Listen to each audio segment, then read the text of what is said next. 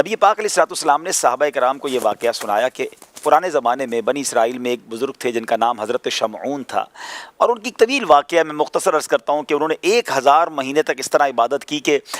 دن میں روزے رکھے، رات عبادت میں گزاری، اللہ کی راہ میں جہاد بھی کیا اور بے دردی سے شہید بھی کر دیے گئے۔ صحابہ کرام کو جب یہ واقعہ سنایا گیا تو صحابہ کرام علیہم رضوان کا مائنڈ سیٹ دیکھیں کہ آپ کہتے ہیں یا رسول اللہ صلی اللہ تعالیٰ علیہ وسلم،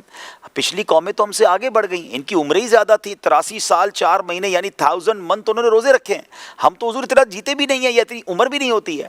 اب جب صحابہ کرام کے دلوں میں یہ بات آئی تو نبی پاک علیہ الصلوۃ والسلام بھی غمگین ہو گئے، امت کی محبت اور امت کے پیار میں سبحان اللہ، قلب مصطفیٰ پر غم طاری ہو یہ رب کو کب گوارا ہے۔ تو پھر جبریل امین یہ قرآن پاک کی صورت لے کر نازل ہوئے اور عرض کیا کہ حضور غمزدہ نہ ہوں، اللہ نے آپ کی امت کو ایک ایسی رات عطا کی ہے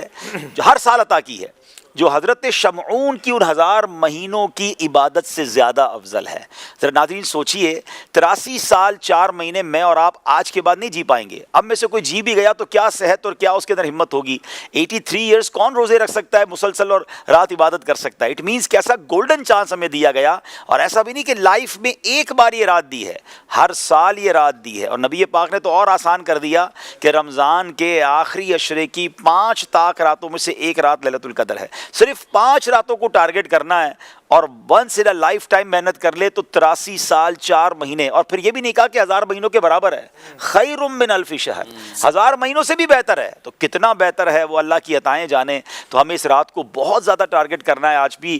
23ویں شب ہے پاکستان میں اور دنیا کے کئی ملکوں میں، ہو سکتا ہے آج لیلۃ القدر ہو، تو ہر طاق رات کو خاص طور پہ عبادت میں گزاریں، اور اللہ سے دعا کرتے ہیں کہ اللہ ہم سب کو لیلۃ القدر نصیب بھی فرمائے، اس کی عبادتیں کرنا بھی نصیب فرمائے۔